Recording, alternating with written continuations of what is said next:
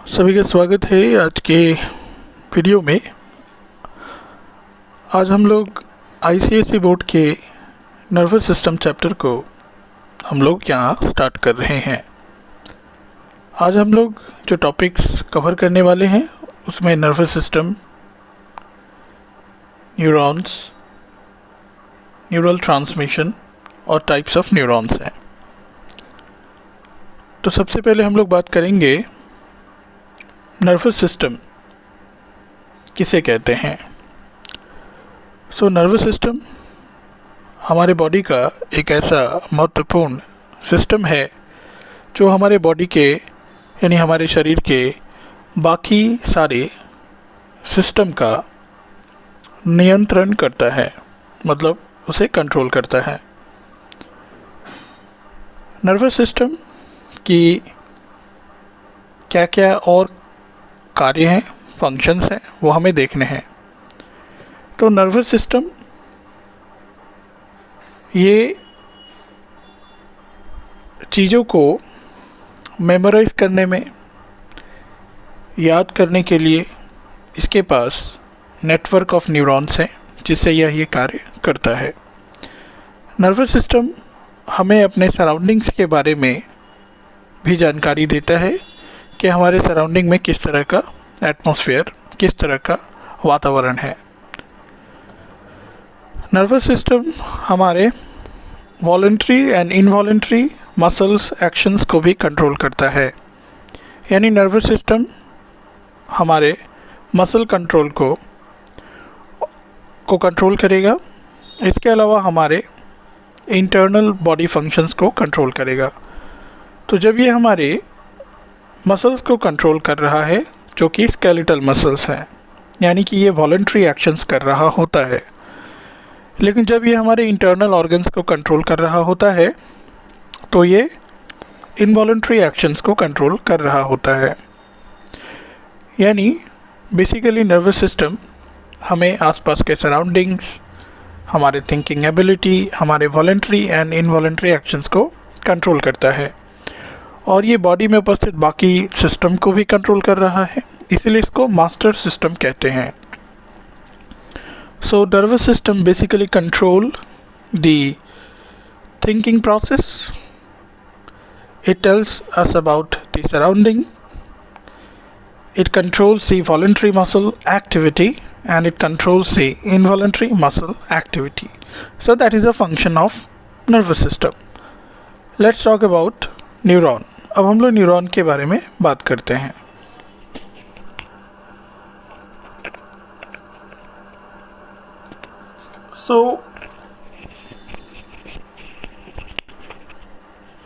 Neurons किसे कहते हैं? नर्वस सिस्टम के स्ट्रक्चरल एंड फंक्शनल यूनिट को न्यूरॉन कहते हैं, यानी नर्वस सिस्टम जिससे बना हुआ है। नर्वस सिस्टम छोटे छोटे थ्रेड लाइक सेल्यूलर स्ट्रक्चर से बना हुआ है, उसे हम लोग न्यूरॉन कहते हैं। यानी नर्वस सिस्टम की रचनात्मक एवं क्रियात्मक इकाई को न्यूरॉन कहते हैं। Structural and functional unit of nervous system is called neuron. यानी नर्वस सिस्टम के जो सेल्स है जिससे नर्वस सिस्टम बना हुआ है उसमें सबसे इम्पॉर्टेंट सेल ये न्यूरॉन है। न्यूरॉन दिखता कैसा है? न्यूरॉन, जैसा कि मैंने कहा, यह एक इलोंगेटेड स्ट्रक्चर है। It is a elongated cell and it has differentiation in its structure. इसके स्ट्रक्चर में अलग अलग हिस्से हैं। इसका अगर ऊपरी हिस्सा देखा जाए तो ये इरेगुलर होता है, मल्टीपोलर होता है। इसमें बहुत सारे छोटे छोटे ब्रांचेस इसके हिस्से से बाहर आती हमें दिखाई दे रही है। इसका जो ऊपरी सिरा है यह सेल्यूलर स्ट्रक्चर की तरह दिखाई देता है। अंदर में एक न्यूक्लियस भी है। न्यूक्लियस के चारों तरफ स्पेस भी है और इसके बहुत सारे छोर, बहुत सारे पोल्स इसके बाहर आते हमें दिखाई दे रहे हैं। तो ये जो चीज़ें जहाँ से ये बाहर आ रही हैं उस पॉइंट को हम लोग कहते हैं साइटॉन। जो चीज़ें बाहर की तरफ जाती दिखाई दे रही हैं उसे कहते हैं डेंड्रॉन, और डेंड्रॉन फिर कई सारे छोटे छोटे थ्रेड्स में डिवाइड होता दिखाई दे रहा है, उसे हम लोग कहते हैं डेंड्राइट। न्यूरॉन का वह हिस्सा जो नीचे की तरफ आता है, इलोंगेटेड पार्ट, उसे हम लोग एक्सॉन कहते हैं। एक्सॉन के ऊपर छोटे छोटे हमें यहाँ पे कवरिंग्स दिखाई दे रहे हैं। इन कवरिंग्स को हम लोग माइलिन शीट कहते हैं। इन कवरिंग्स के बीच में कुछ गैप भी है जिसे हम लोग नोड ऑफ रेनवियर कहते हैं। और अंत में हमें नर्व एंडिंग या एक्सॉन टर्मिनल्स दिखाई देंगे, क्योंकि ये पूरा इलोंगेटेड हिस्सा एक्सॉन कहलाता है। सो फिर से बता दें, सबसे पहले सबसे ऊपर जो थ्रेड लाइक स्ट्रक्चर है उसे डेंड्राइट, उसके बाद डेंड्रॉन, फिर यह हिस्सा साइटोन, यह हिस्सा एक्सॉन, एक्सॉन के ऊपर के covering myelin sheath, myelin sheath के बीच में गैप नोड ऑफ रेनवियर, और अंत में हमें एक्सॉन के अंत में हमें नर्व एंडिंग्स दिखाई देती है। So neuron is basically made of upper wider region which is made of nucleus, and around the nucleus we have cytoplasm. So this nucleus and around the space which is present around it is called as cyton. From cyton we see something is going out in many directions. These are called dendrons, and they further divides, that is called dendrite. So if you see the signal in prospect of signal, from where it is coming, the signal is coming from this side, so this will be the first part, then this will be the second part, and then this will be the third part, because the signal is coming from this part. Let's see, one of its branch is very long, this is called axon, and the terminal portion of it is called nerve endings. In between we have some covering like structures, these are called myelin sheath, and they have gaps. These gaps are called node of Ranvier, right? And all these levelings are given here. Okay. Now, what is cell body? Cell body is cyton plus perikaryon, right? That you have to remember always. So, let's see the other topic. Thank you. अब हम लोग बात करेंगे topic number 3 के बारे में। यह हमारा थर्ड टॉपिक है चैप्टर का। ये है ट्रांसमिशन ऑफ नर्व इम्पल्स, यानी नर्व यानी न्यूरॉन। ये दोनों ही शब्द एक हैं, ये आपको समझ लेना है पहले। नर्व या न्यूरॉन, यानी न्यूरॉन का जो स्ट्रक्चर मैंने इसके पहले समझाया वही नर्व है या नर्व सेल्स है। तो एक न्यूरॉन या एक नर्व सेल्स दिखता कैसा है? ये ऐसा दिखता है। मैंने बताया इसका एक छोर जो होता है काफ़ी वाइड होता है, उसमें बहुत सारे ब्रांचेस होते हैं, जैसे कि पेड़ से जो शाखाएं निकलती हैं उस तरह से ये दिखाई देता है। फिर इसका एक बॉडी होता है, फिर इसका एक एंड पॉइंट होता है। जैसे पेड़ में ब्रांचेस होते हैं, फिर स्टेम होता है, फिर रूट होता है, कुछ वैसा ही ये दिखता है। लेकिन हमें ये समझना पड़ेगा कि ये मैसेज रिसीव कहाँ से करता है। तो ये जो इसका अपर पार्ट है जिसको हम लोग साइटोन कहते हैं, मैसेज इसमें आते हैं, ये रिसीव करता है मैसेज को आसपास के सराउंडिंग न्यूरॉन से। इसीलिए ये इस तरह से हमें दिखाई देता है। ये चारों तरफ से अपने डेंड्रॉन एंड डेंड्राइट्स को फैलाए हुए है ताकि ये चारों तरफ से मैसेज को रिसीव करे। तो साइटोन के एक एक ब्रांचेस को डेंड्रॉन कहते हैं, और डेंड्रॉन के जो छोटे छोटे ब्रांचेस हैं उसको हम लोग डेंड्राइट कहते हैं। ये मैंने पिछले डायग्राम में बताया था। तो यहाँ पे हम लोग देखेंगे जो डेंड्राइट है वो सबसे पहले मैसेज को रिसीव करेगा, वो साइटोन को भेजेगा, फिर साइटोन उस मैसेज को एक्सॉन को भेजेगा, फिर एक्सॉन उस मैसेज को नर्व एंडिंग तक भेजेगा, पहुँचाएगा। ये सीक्वेंस है ट्रांसमिशन ऑफ नर्व इम्पल्स, यानी न्यूरॉन्स जो सूचना को, जो मैसेज को ग्रहण करेगा, रिसीव करेगा, उसको वह अपने साइटोन से एक्सॉन टर्मिनल्स तक पहुंचाएगा। और ये जो डायरेक्शन है ये फिक्स होती है, ये कभी भी उल्टी नहीं होती, ये यूनी डायरेक्शनल होता है। ठीक है।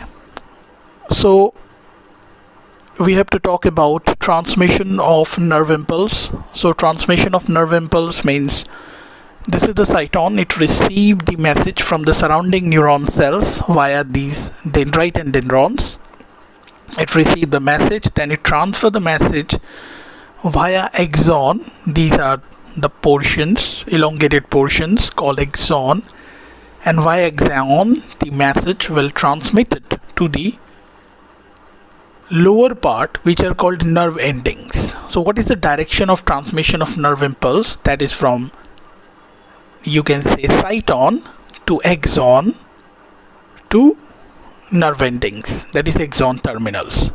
So cyton to axon, that is the direction of transmission of nerve impulse. I guess you got it. So what is written here, that you have to notice and note it down. The direction of the transmission of nerve impulse is unidirectional because it is always going from cyton to axon terminals. The impulse travel from dendrite to axon. अब हम लोग इस diagram को समझने की कोशिश करते हैं। इस डायग्राम में सबसे पहले हमने एक्सॉन का ये छोटा सा हिस्सा यहाँ पे ड्रॉ कर लिया है। ये एक्सॉन के इंटरनल यानी अंदर के पार्ट्स हैं, अंदर का मैट्रिक्स है, अंदर का स्पेस है, और ये जो है ये एक्सॉन के अपर लेयर का आउटर सरफेस है, मतलब ये अपर लेयर है, आउटर सरफेस है, और ये नीचे जो लेयर है लोअर लेयर है और उसका ये लोअर सरफेस है। तो अंदर क्या हो रहा है वो हमें देखना है। अंदर हमारे पास ज़्यादातर एक्सॉन में नेगेटिव चार्जेस होते हैं, ये सारे नेगेटिव चार्जेस हैं, और ऊपर की तरफ पॉजिटिव चार्जेस होते हैं। वो पॉजिटिव चार्जेस किसकी वजह से होते हैं ये हमें देखना है।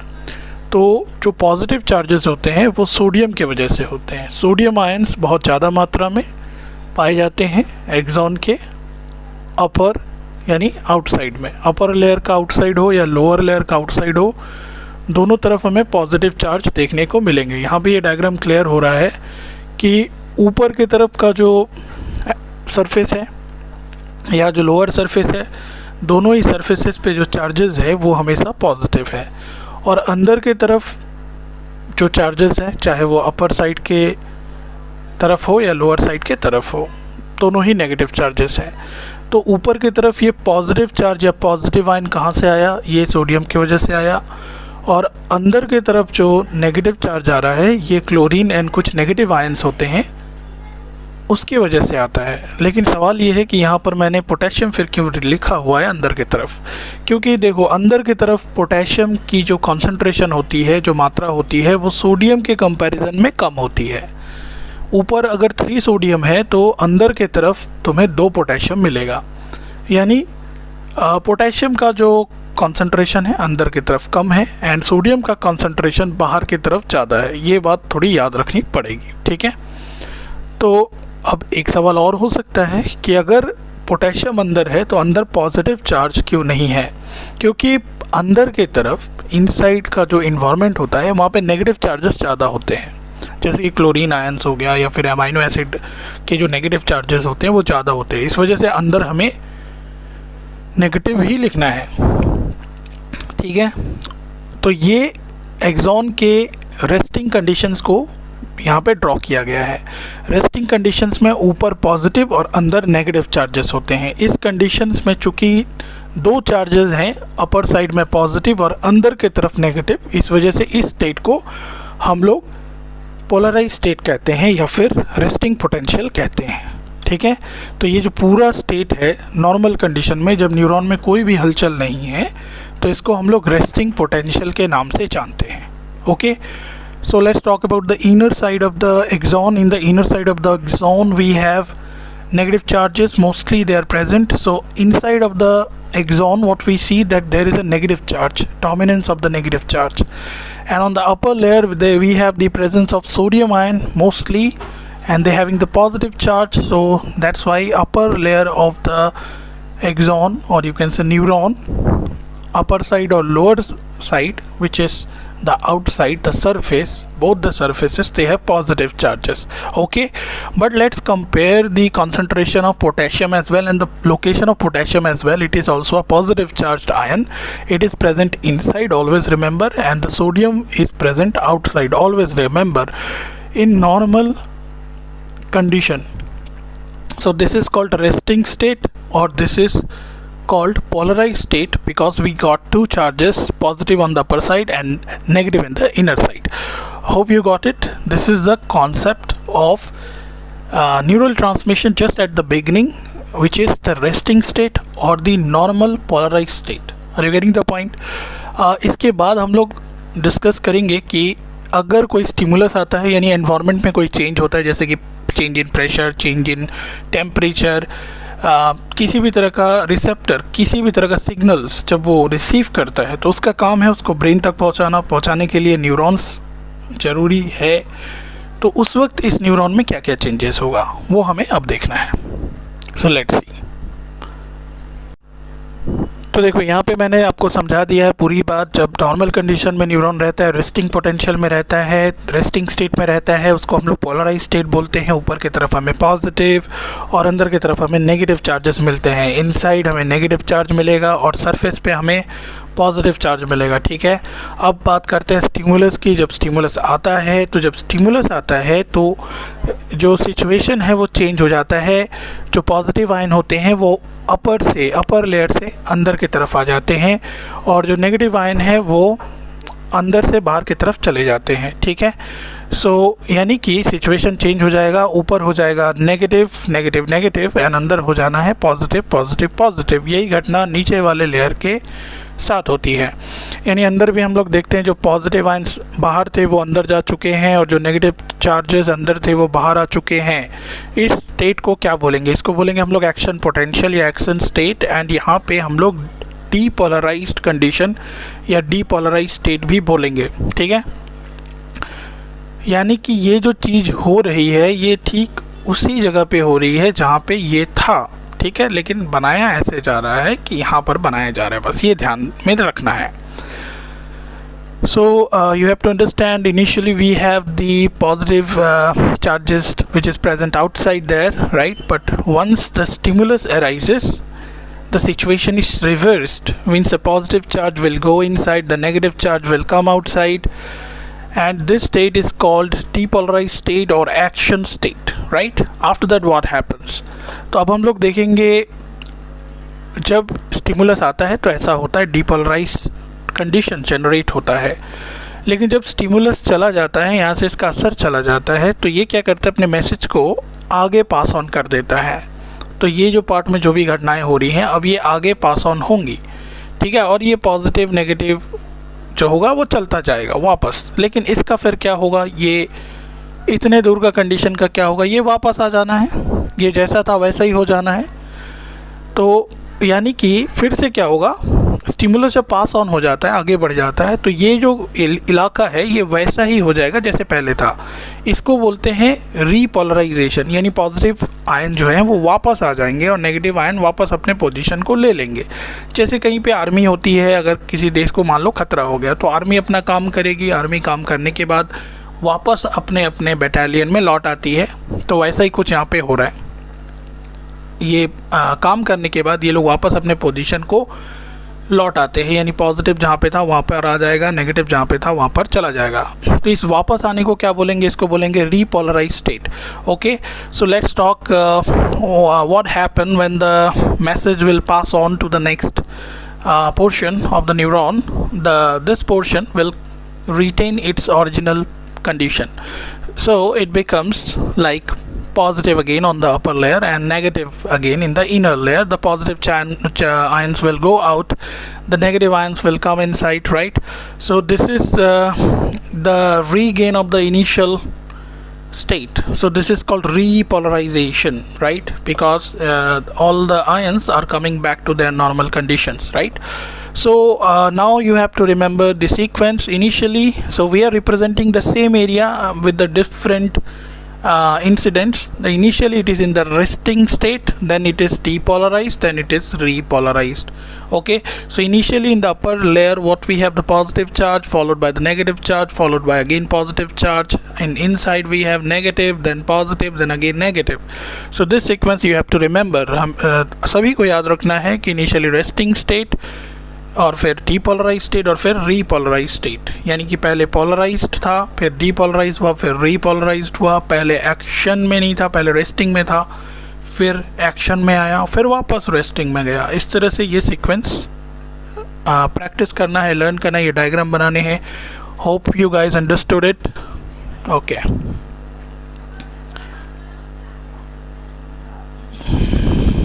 अब हम लोग इस डायग्राम के बारे में बात करेंगे। जैसा कि मैंने पूरा ट्रांसमिशन का प्रोसेस पढ़ाया, पर वहाँ पे सभी के दिमाग में एक क्वेश्चन आना चाहिए, एक प्रश्न आना चाहिए कि ये जो सोडियम आयन हैं ये बाहर से अंदर कैसे आ रहे हैं और ये नेगेटिव आयन्स बाहर कैसे जा रहे हैं, या फिर सोडियम के रिस्पेक्ट में पोटेशियम आयन बाहर कैसे जाते हैं। तो एक्चुअली वहाँ पे आयन गेटेड चैनल्स होते हैं। उसका डायग्राम कुछ ऐसा दिखता है, एक डोर की तरह, गेट की तरह दिखाई देता है, इसलिए इसको आयन गेटेड चैनल्स बोलते हैं। और इस चैनल में होता क्या है, जब स्टिमुलस अराइज करता है तो जो सोडियम होता है वो बाहर से अंदर आता है और जो पोटेशियम होता है वो अंदर से बाहर आता है। इनका रेशियो जो होता है 3:2 होता है, यानी जब 3 सोडियम अंदर आएंगे तो 2 पोटेशियम बाहर जाएंगे। ठीक है, ये दिमाग में एकदम फिट कर लेना है क्योंकि ऐसा ही कुछ वहाँ पर हो रहा है। ठीक है, during the time of depolarization, क्योंकि पहले तो भाई सोडियम आराम से बैठा हुआ था बाहर, लेकिन जैसे स्टिमुलस आता है ये गेट, ये आयन्स जो होते हैं, ये चैनल्स होते हैं, खुल जाते हैं, ओपन हो जाते हैं, जिस वजह से सोडियम अंदर आता है और पोटेशियम बाहर जाता है, या नेगेटिव आयन्स बाहर जाते हैं। ओके, सो अब हम लोग बात करने वाले हैं polarize state and depolarize state के बारे में, जो कि मैंने पहले ही बताया हुआ है। तो वहाँ पे आपको लिखना क्या है, more sodium ion on the outside that is positive charge and inside has the negative charge. This state is called polarized state, as I told you, जैसा कि मैंने बताया। Depolarized state is a state where what we see during the stimulations, after the arrival of the stimulus, what's going on? The sodium ion will come inside and the negative charged ion will go outside. Okay, so on stimulations, axon becomes more permeable to sodium ion and thus polarization takes place. Are you getting the point? तो यहाँ हम लोग बात करेंगे brain and spinal cord and neuron के connections के बारे में। तो सबसे पहले ब्रेन हमारा एकदम बॉडी के टॉप मोस्ट लेवल पे बैठा हुआ है, मास्टर ऑर्गन है। इसके ठीक जुड़ा हुआ है इससे एक ऑर्गन जिसका नाम है वर्टिब्रे। वर्टिब्रे के अंदर क्या है, स्पाइनल कॉर्ड है। स्पाइनल कॉर्ड से न्यूरॉन बाहर आते हैं, कुछ न्यूरॉन ब्रेन से डायरेक्ट बाहर आते हैं और ये लोग ऑर्गन को कनेक्ट करते हैं। ऑर्गन का काम है किसी भी मैसेज को, जो भी मैसेज ऑर्गन में आ रही है उसको वो लोग स्पाइनल कॉर्ड तक पहुंचाता है एक न्यूरॉन के मदद से। यानी किसी को अगर भूख लगी है तो वो सेंसेशन भी ब्रेन तक पहुंच रहा है, एक न्यूरॉन की मदद से पहुंच रहा है। पहले तो वो सेंसेशन एक ऑब्जेक्ट उसको रिसीव करेगा, यानी उसको सेंस करेगा, उसको कहते हैं रिसेप्टर। ये सारे ऑर्गन्स में बैठे रहते हैं, स्किन में प्रेजेंट रहते हैं। जो भी चेंजेस हमारे बॉडी में होते हैं उसको रिसेप्टर रिसीव करता है और फिर ये जो मैसेज है ये स्पाइनल कॉर्ड या ब्रेन तक पहुंचाता है एक न्यूरॉन की मदद से जिसका नाम है सेंसरी न्यूरॉन। तो सेंसरी न्यूरॉन उस मैसेज को लेकर जाएगा सेंट्रल नर्वस सिस्टम यानी ब्रेन या स्पाइनल कॉर्ड के पास। फिर सेंट्रल नर्वस सिस्टम से मैसेज आना है कि भाई क्या करना है। अगर भूख लगी है तो खाना खाना है, अगर बहुत ज़्यादा गर्मी है वो मैसेज आया तो वो स्वेटिंग कराएगा, स्वेटिंग वाला मैसेज देगा, तो वो भी ऑर्गन्स पे जाएंगे। तो इस तरह से एक कोऑर्डिनेशन बना हुआ है, ऑर्गन के इफेक्टर तक वो पहुंचता है। तो जिस न्यूरॉन से पहुंचेगा उसको हम लोग मोटर न्यूरॉन बोलेंगे। ठीक है, मोटर न्यूरॉन मैसेज लेकर आता है और इफेक्टर तक पहुंचाता है और फिर इफेक्टर का काम है रिस्पॉन्ड करना। अगर गर्मी लग रही है तो स्वेटिंग कराना, अगर भूख लगी है तो एक अर्ज क्रिएट करना कि भाई हाँ भूख लगी है, खाना खाना है। फिर अगर प्यास लगी है तो पानी पीना है। तो इस तरह से ये इफेक्टर का काम है रिस्पॉन्ड को जनरेट करना, रिस्पॉन्स जनरेट करना। तो I guess you got it what is the concept of brain and spinal cord. Brain and spinal cord were connected with different organ with the help of neurons.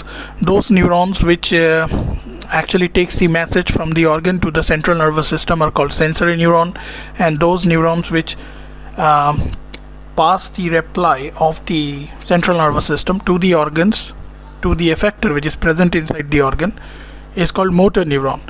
So the motor neuron will take the message from the central nervous system to those organ, and their specific part is called effector because it has to generate some kind of response. So we have to see this entire sequence. So what is a sequence? That is first any kind of stimulus arises that is received by the receptor, taken to the nervous system by the sensory neuron, followed by the reply of the central nervous system, what to do? This message is taken by, we can say, like motor neuron to the organs or effector, right? So receptor, sensory neuron, central nervous system, then motor neuron, and then effector. So it is the sequence that you have to remember.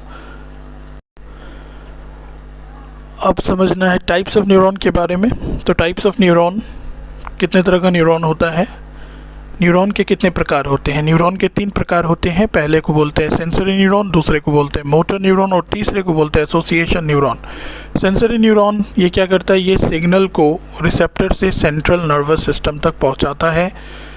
Motor neuron क्या करता है, motor neuron message को central nervous system से effector तक पहुंचाएगा, यानी वापस organ तक पहुंचाएगा कि भाई तुम्हें करना क्या है, रिस्पॉन्स को लेकर जाएगा.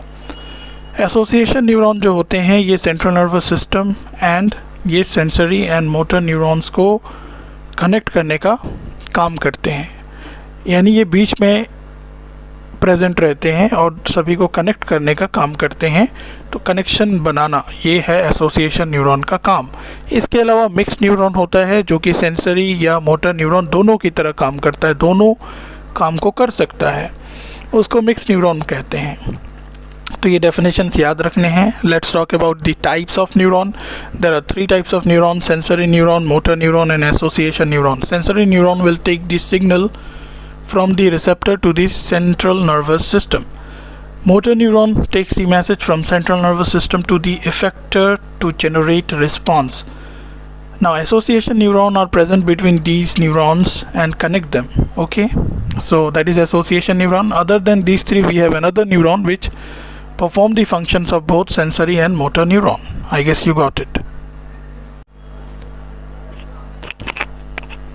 अब हम लोग बात करते हैं कि नर्वस सिस्टम के क्या क्या कंपोनेंट होते हैं. तो नर्वस सिस्टम मास्टर सिस्टम है बॉडी का, जो कि बाकी सिस्टम को कंट्रोल करता है. इट कंट्रोल्स अदर सिस्टम, मैंने पहले ही बताया. इसके जो टाइप्स कहना सही नहीं होगा, एक्चुअली ये कंपोनेंट होता है. नर्वस सिस्टम का 3 मेन कंपोनेंट होता है. पहला को बोलते हैं सेंट्रल नर्वस सिस्टम, दूसरे को बोलते हैं पेरिफेरल नर्वस सिस्टम, और तीसरे को बोलते हैं ऑटोनॉमिक नर्वस सिस्टम. तो सेंट्रल नर्वस सिस्टम में ब्रेन एंड स्पाइनल कॉर्ड होते हैं. पेरिफेरल नर्वस सिस्टम में क्रैनियल नर्व्स जो कि 12 पेयर्स होते हैं, स्पाइनल नर्व्स जो कि 31 पेयर्स होते हैं. और ऑटोनॉमिक नर्वस सिस्टम या ऑटोनॉमस नर्वस सिस्टम जिसमें सिंपैथेटिक नर्व्स होते हैं एंड पैरासिम्पैथेटिक नर्व्स होते हैं.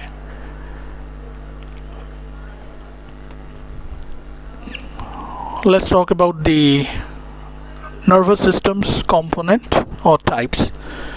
So there are 3 components of nervous system: central, peripheral and autonomous. Central nervous system has brain and spinal cord.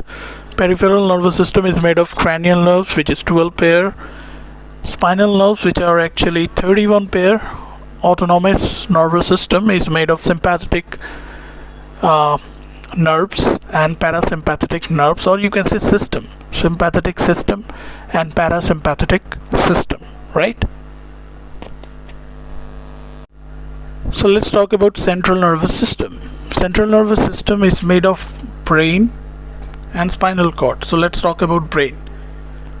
It controls other organ. It is protected by brain box or cranium. The weight of brain is 1.35 kg, 2% of the total body weight. Covering of brain is called meninges. Meninges is made of 3 layers. That is dura mater, outermost layer, arachnoid matter, middle layer, and pia mater, innermost layer. Okay.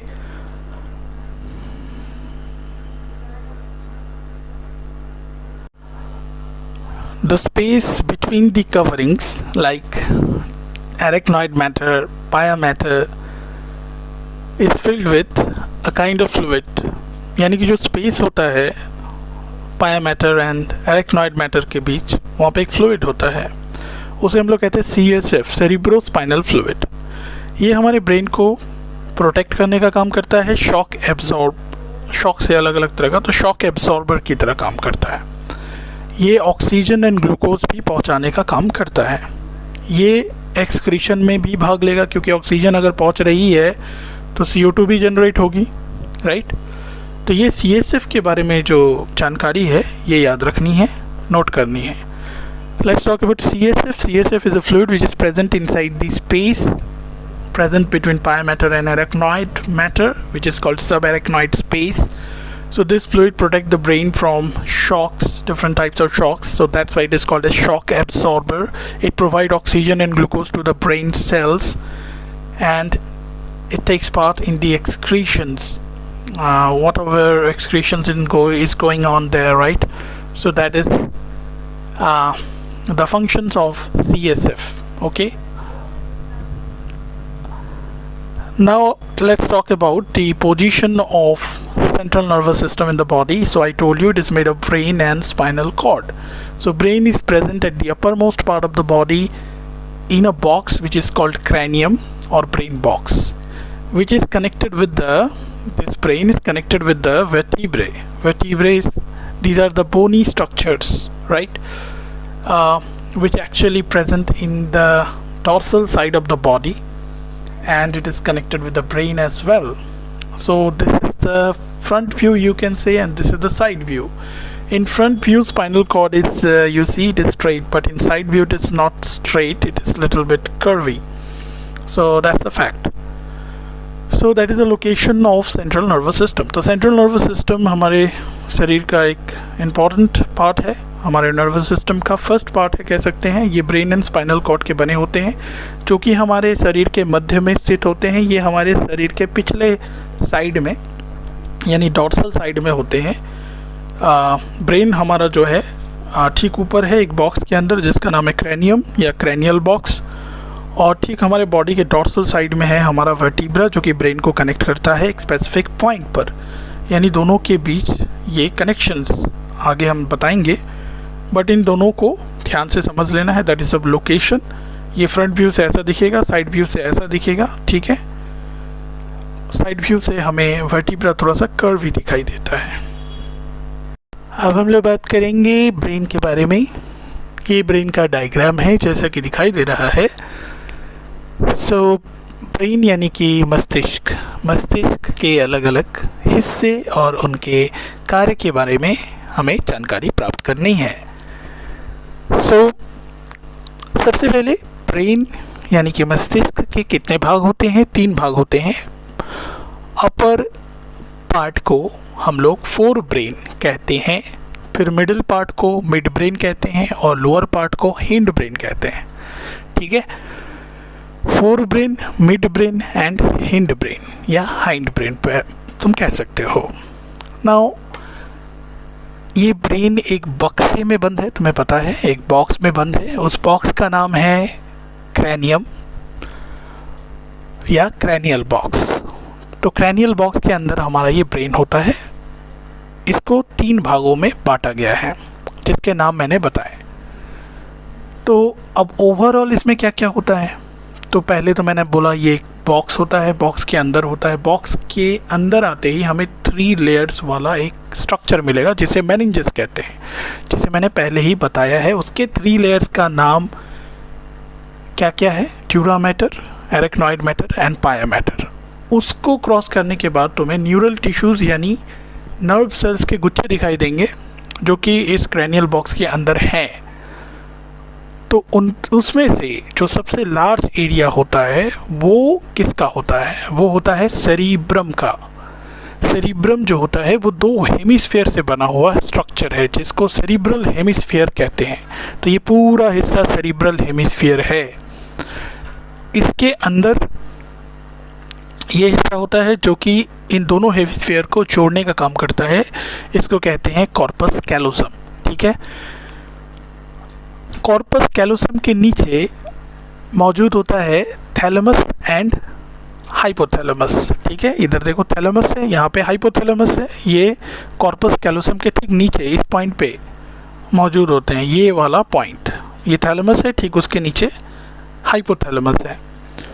उसके बीच यहाँ पर इस area को हम लोग कहते हैं ये है हमारा मिड ब्रेन, ठीक है। तो ये फोर ब्रेन हो गया। फोर ब्रेन में क्या क्या हो गए, सेरिब्रम हो गया, फिर थैलेमस हो गया और फिर हाइपोथैलेमस हो गया। ठीक है, फिर आते हैं मिड ब्रेन में। मिड ब्रेन में जो चीज़ें होती हैं उनमें सेरिब्रल, पेडन्कल, कॉर्पोरा क्वाड्रिजेमिना ये नाम आते हैं। तो ये डिफ़िकल्ट नाम है, तो इस पे हम ज़्यादा फोकस अभी नहीं दे रहे। इसके बाद हम लोग सीधे चले आते हैं हिंड ब्रेन में। हिंड ब्रेन में पोन्स होता है, जिसको पॉन्स या पोन्स पढ़ते हैं, and the lower most part होता है मेडुला ऑब्लंगाटा। ठीक है, मेडुला ऑब्लंगाटा से हमारा स्पाइनल कॉर्ड जुड़ा हुआ है। ब्रेन के अंदर हमें फोल्ड दिखाई देते हैं। ठीक है, जैसे कागज़ को मोड़ने पर एक फोल्ड बनता है, वैसा ही यहाँ पे एक फोल्ड दिखाई दे रहा है बहुत सारा। तो जो फोल्ड अंदर की तरफ जा रही है वो ग्रूव्स बना रही है, डिप्रेशंस बना रही हैं। ठीक है, उसको जायरी कहते हैं। और जो ऊपर वाले हिस्से जो ऊपर आता है, जैसे कोई पहाड़ है, ऊपर आ रहा है फिर नीचे जा रहा है, ऊपर आ रहा है फिर नीचे जा रहा है, तो जब ये ऊपर जा रहा है, पहाड़ जैसा दिख रहा है, तो उसको हम लोग सल्की बोलते हैं, या सल्सी पढ़ते हैं इसको। और जब ये नीचे जाकर ग्रूव बना रही है या घाटी जैसी स्ट्रक्चर बना रही है, तो इसको जायरी कहते हैं। ठीक है, तो ये फोल्ड्स कह सकते हैं, फोल्ड्स ऑफ ब्रेन सेल्स। ठीक है, तो that is the overall idea of structure of brain. I guess you got it.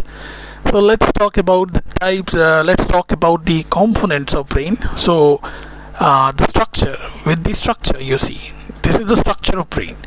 So brain is present in the cranial box, I already told you. Inside the cranial box the brain is present, and in between them there is a layer is present that is called meninges. It is a covering of brain which is made of 3 layers that I already told you: dura mater, arachnoid matter and pia mater. Pia mater is present inside, and don't forget the CSF which is present between these layers. Let's talk about this tissue, neural tissue, which is actually arranged like this and constitute a brain. Brain is divided into 3 parts, that is forebrain, midbrain and hindbrain. Forebrain is made of cerebral cortex, which are left and right connected by corpus callosum, followed by the presence of thalamus, then followed by the presence of hypothalamus, and this portion is called midbrain, and followed by the hindbrain. Hindbrain is composed of pons and medulla oblongata, followed by cerebellum. Right, cerebellum, it's also like a hemisphere, but it's smaller, right? So cerebellum, right, which is present here, and this is the location of medulla oblongata, and this is the location of pons or pons. Now you see medulla oblongata is connected with the spinal cord. So always remember, it is the lowermost part of the brain which is actually connected with the spinal cord. So I guess you got it. So as I told you, brain is made of forebrain, midbrain and hindbrain. Forebrain is made of cerebrum and diencephalon, that is thalamus and hypothalamus. Midbrain actually is not the part of your syllabus, I guess. So just you need to remember that it connects forebrain and hindbrain. Now hindbrain is made of pons, cerebellum and medulla oblongata. Okay. अब हम लोग बात करेंगे forebrain के बारे में। Forebrain के मैंने बताए थे 2 पार्ट्स होते हैं। सेरिब्रम, उसका लोकेशन समझाया था। अब ये करता क्या है, इसके बारे में फंक्शंस क्या है इसके, ये नोट करने हैं सभी को। सो फोरब्रेन का फर्स्ट पार्ट है सेरिब्रम। सेरिब्रम के 2 हेमिस्फीयर होते हैं, as I told you, left and right hemisphere, जो कि कॉर्पस कैलोसम से कनेक्टेड होते हैं। ये लार्जेस्ट पार्ट ऑफ ब्रेन माना जाता है, सबसे ज़्यादा वॉल्यूम एंड एरिया इसी का होता है। ये कंट्रोल करता है इंटेलिजेंस को, मेमोरी को, स्पीच को, वॉलंटरी एक्शंस को, विल पावर को, ये कंट्रोल करता है। डाइनसेफेलॉन जो कि फोरब्रेन का दूसरा पार्ट है, उसके अंदर थैलेमस एंड हाइपोथैलेमस होते हैं। थैलेमस का काम होता है पेन एंड प्रेशर को मेंटेन करना, उसको जज करना, उसके बारे में जो भी रिप्लाई है वो डाइनसेफेलॉन देता है। हाइपोथैलेमस का मेन काम होता है टेम्परेचर को कंट्रोल करना। So forebrain is made of cerebrum and diencephalon. Cerebrum is the largest part of the brain. It controls intelligence, memory, willpower and voluntary actions. Diencephalon is made of thalamus and hypothalamus. Thalamus is the relay station of pain and pressure. Hypothalamus is controlling the temperature of the body, right? And the functions of pituitary glands, because it releases some hormone actually which activate the hormone release from pituitary gland. Now So let's talk about midbrain. Control the reflexes of eye and ear. Connect fore and midbrain. Correct. So midbrain का काम है year and I के reflexes को control करना और fore brain and mid brain को connect करना. Let's talk about hind brain. So hind brain is basically made of cerebellum. As I told you, it is maintaining the balance, control the balance and posture of the body. Pons control the muscular movement and respiratory actions. Medulla oblongata is the internal organ actions, so internal organ functions, secretions of internal organs, heartbeat and breathings. So this is controlled by medulla oblongata. So hind brain जो होता है वो तीन चीज़ों का बना होता है, cerebellum, pons and medulla oblongata. Cerebellum जो होता है वो बैलेंस या पॉस्चर को कंट्रोल करता है. Pons muscular movement and respiration को कंट्रोल करता है. Medulla oblongata internal organ actions and heart beat and breathing rate को कंट्रोल करता है. अब हम लोग बात करते हैं स्पाइनल कॉर्ड के बारे में. स्पाइनल कॉर्ड हमारे ब्रेन को पूरे बॉडी से जोड़ने का काम करता है. स्पाइनल कॉर्ड से अपने न्यूरॉन्स बाहर आते हैं और ब्रेन के अपने न्यूरॉन्स बाहर आते हैं, ये पहले ही बताया हुआ है. यानी हमारा जो सेंट्रल नर्वस सिस्टम है उससे जो हमारे बॉडी के डिफरेंट ऑर्गन्स का जो कनेक्शन है वो स्पाइनल कॉर्ड की मदद से होता है. So spinal cord is actually external from medulla oblongata to the second lumbar vertebrae.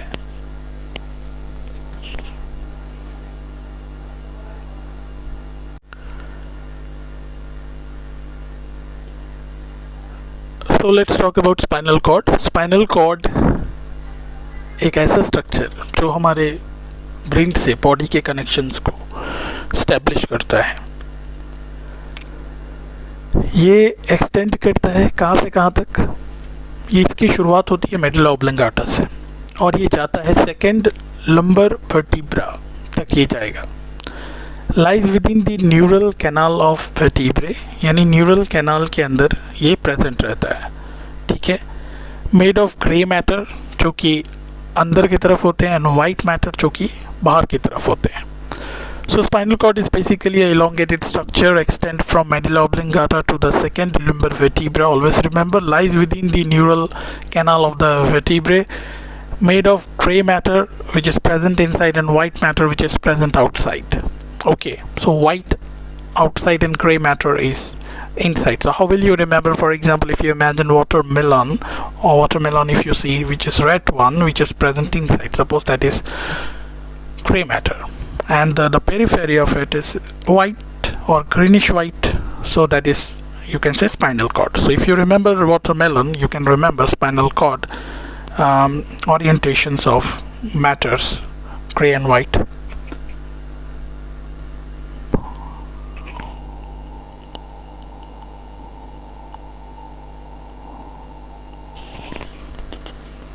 Now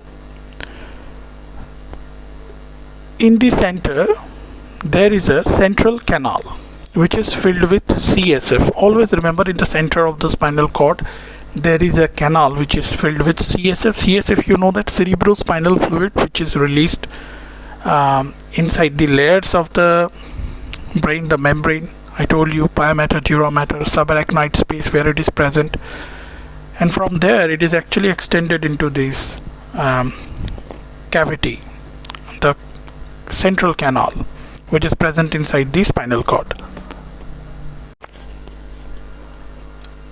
अब हम लोग बात करेंगे स्पाइनल कॉर्ड का स्ट्रक्चर कैसा होता है उसके बारे में. तो स्पाइनल कॉर्ड मैंने पहले ही कहा था कि सामने से देखने पर ये एक स्ट्रेट तलवार की तरह दिखाई देता है और इसके आइट साइड से दोनों तरफ से न्यूरॉन्स बाहर आते हैं जिनको हम लोग स्पाइनल नर्व्स बोलते हैं.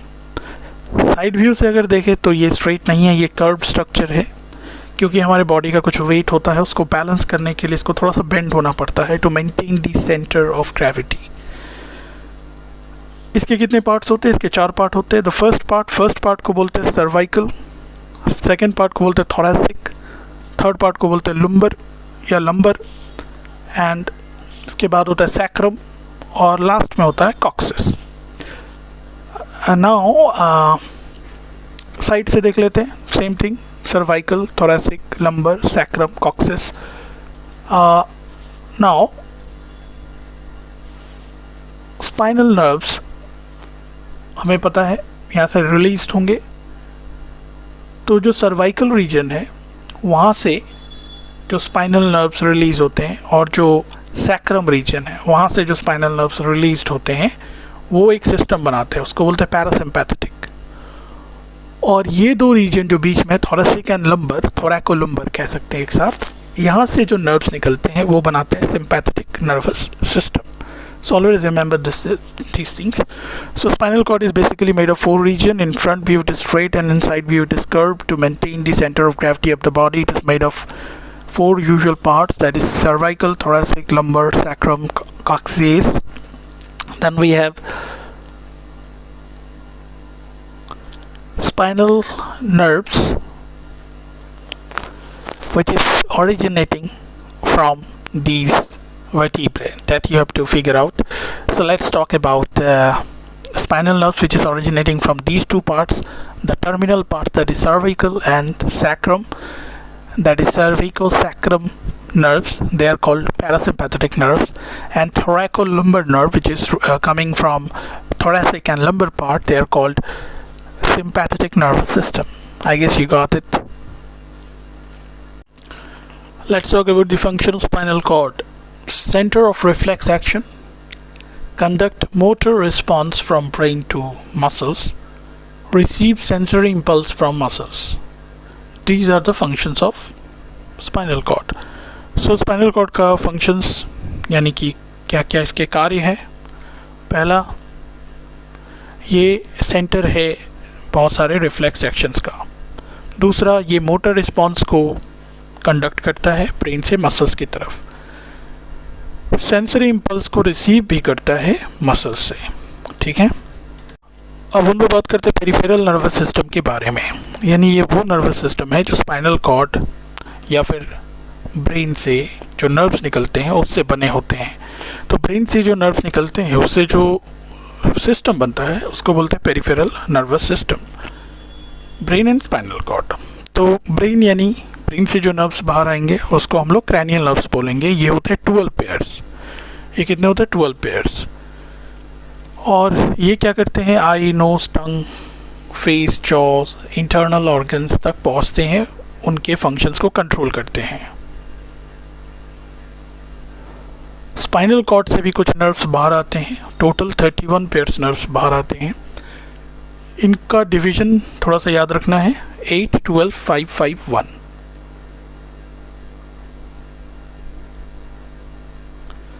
सो यहाँ पे ये 8, 12, 5, 5, 1 याद रखना है।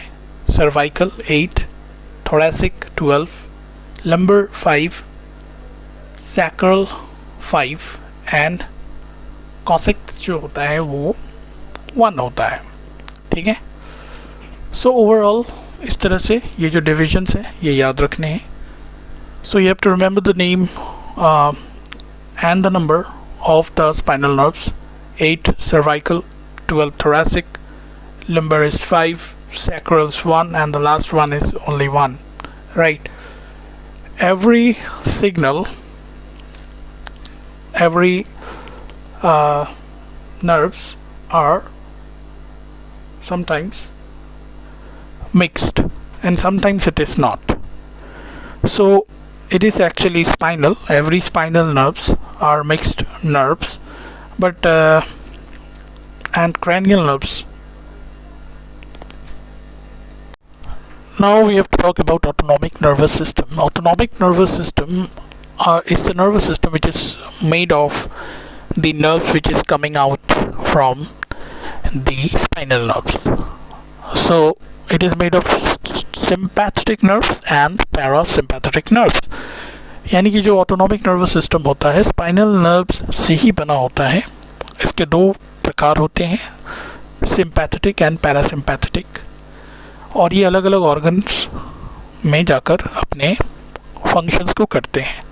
तो हमें ऑर्गन के नाम और ऑर्गन पे होने वाले असर को यानी फंक्शंस को याद रखना है, जैसे कि heart rate sympathetic nervous system accelerate करेगा यानी बढ़ाएगा, पैरासिम्पैथेटिक रिटार्ड यानी कम करेगा। Now blood vessel, sympathetic nervous system इसको कॉन्स्ट्रिक्ट कराएगा और पैरासिम्पैथेटिक नर्वस सिस्टम इसको कॉन्स्ट्रिक्ट कराता है बट कोरोनरी को ही सिर्फ, ठीक है, और डायलेट कराता है बाकी सभी को। और ये कॉन्स्ट्रिक्ट कराता है सभी को लेकिन डायलेट कराता है कोरोनरी ब्लड वेसल्स को, ठीक है। तो इस तरह से ये थोड़ा सा याद रखना है। लंग्स के बारे में अब बात करते हैं।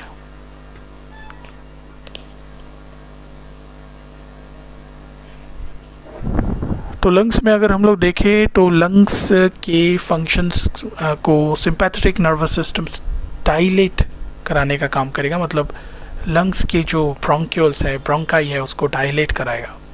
पैरासिम्पैथेटिक इसको कॉन्स्ट्रिक्ट कराने का काम करता है।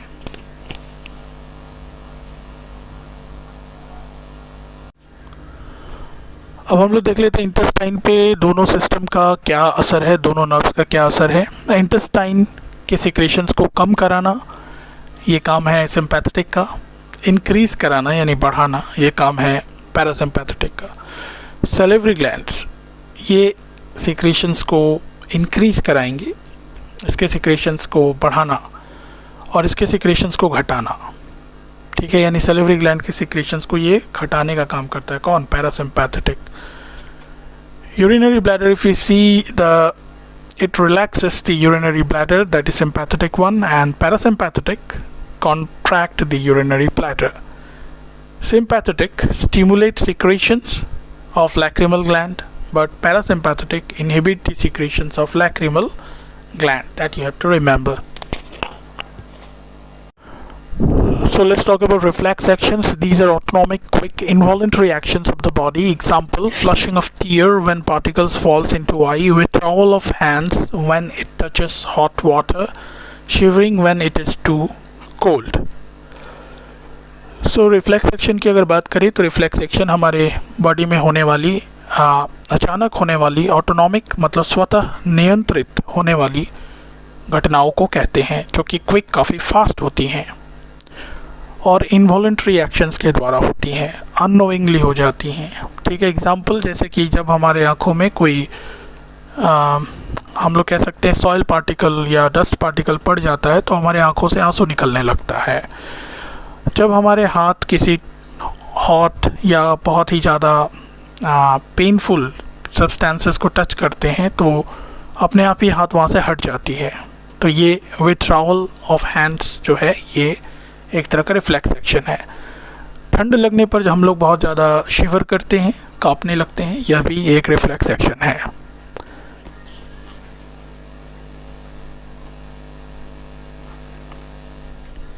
इसके अलावा dilation of I प्यूपिल in dark, जब हम लोग लाइट जोन से डार्क जोन में प्रवेश करते हैं तो हमारी जो आँखों की पुतलियाँ हैं यानी प्यूपिल जो है वो डायलेट हो जाते हैं ताकि ज़्यादा से ज़्यादा लाइट को वो क्रैप्स करे, अंदर आने दे। Knee jerk leg is involuntarily extended after tapping on kneecap. So knee jerk means if you have a hammer, अगर किसी डॉक्टर के पास कोई छोटा सा हैमर होता है, रबर का बना होता है, उसको नी पे हिट करने पर हमारा जो नी के साथ साथ जो लेग का लोअर हिस्सा है वो अपने आप आगे की तरफ बढ़ जाता है। इस रिफ्लेक्स को नी जर्क रिफ्लेक्स कहते हैं या नी जर्क एक तरह का फिनोमिनन कहते हैं। तो ये एक तरह का इनवॉलंटरी एक्शंस है जो कि अचानक होता है, तो ये रिफ्लेक्स एक्शन के एग्जाम्पल में कंसिडर किया जाएगा। पेरिस्टाल्टिक रिफ्लेक्सेस ये हमारे ईसोफेगस में होता है, जब फूड पेरिस्टाल्सिस से होकर गुजरती है तब ये घटना होती है। एलर्जिक रिएक्शंस होने पर जैसे कि कफिंग या फिर स्नीजिंग वगैरह, तो वहाँ पे भी ये हम लोग कह सकते हैं कि रिफ्लेक्स एक्शन है।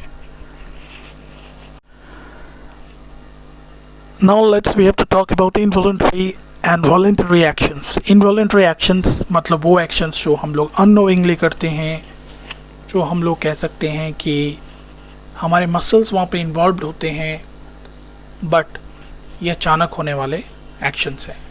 वॉलंटरी एक्शंस जो हमारे थॉट से रेगुलेटेड होते हैं, विल से रेगुलेटेड होते हैं, उसको हम लोग वॉलंटरी एक्शंस कहते हैं। तो इनवॉलंटरी एक्शंस मतलब मैंने समझाया इनिशिएटेड बाय स्टिमुलस, लेकिन ये स्टिमुलस से ही इनिशिएट किया जा सकता है। विदाउट स्टिमुलस ये भी नहीं होना है, ये भी नहीं होना है, लेकिन स्टिमुलस आने से ये होगा, इसकी गारंटी है, ये होता है। और वॉलंटरी एक्शंस स्टिमुलस का वेट नहीं करते, हमारे विल पे भी बहुत बार काम हो जाता है। जैसे कि जब हमें भूख नहीं लगती है पर फिर भी हम लोग चाहे तो खा सकते हैं, यानी ये वॉलंटरी एक्शंस हो गए, ठीक है।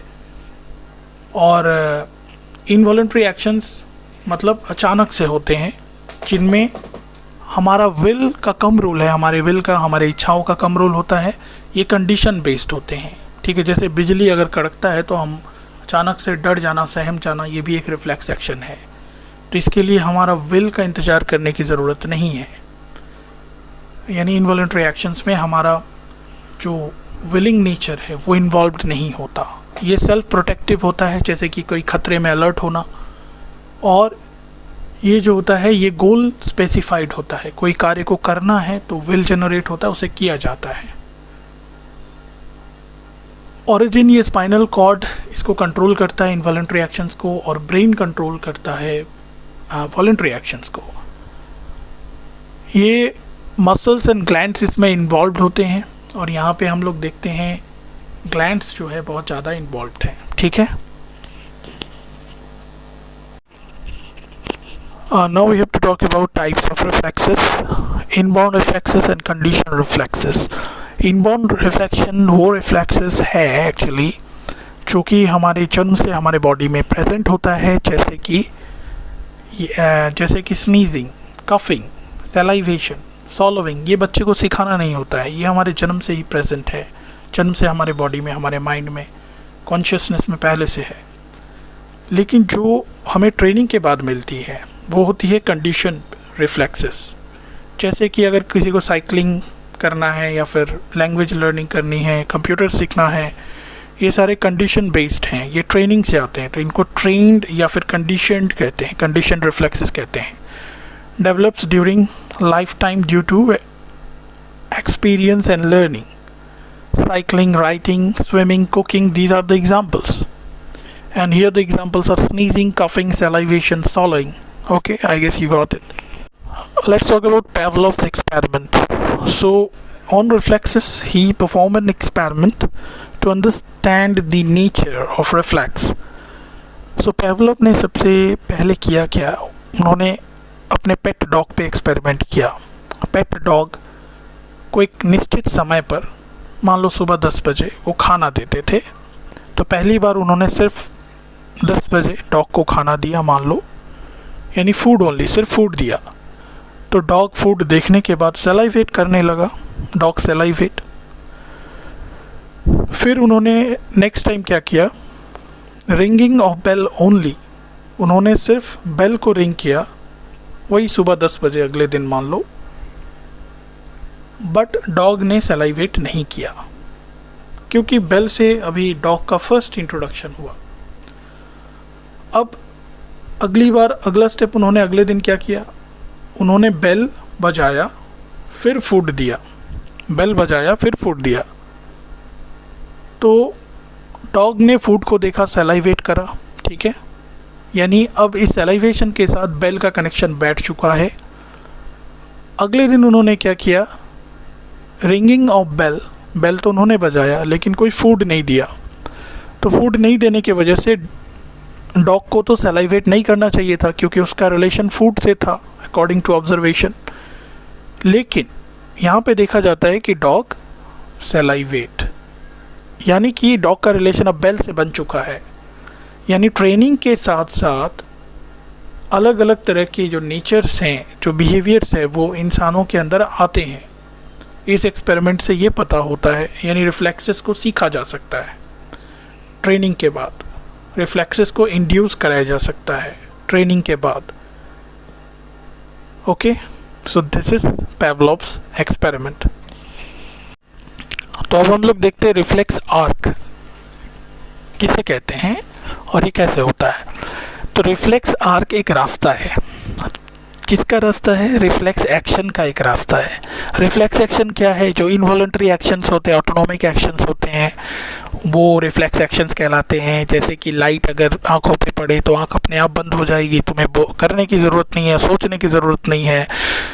बिजली चमके, कड़के, बादल कड़के या थंडर बोल्ट जिसको बोलते वो हो, तो ज़रूरत नहीं है कि तुम्हें खुद से सोचकर भागना पड़े इधर उधर। अगर ख़तरे में कोई इंसान है तो बहुत ज़्यादा तेज से बिजली चमकती है या फिर बहुत ज़्यादा बादल गरजते हैं, तो बॉडी अपने आप अपने को बचाती है।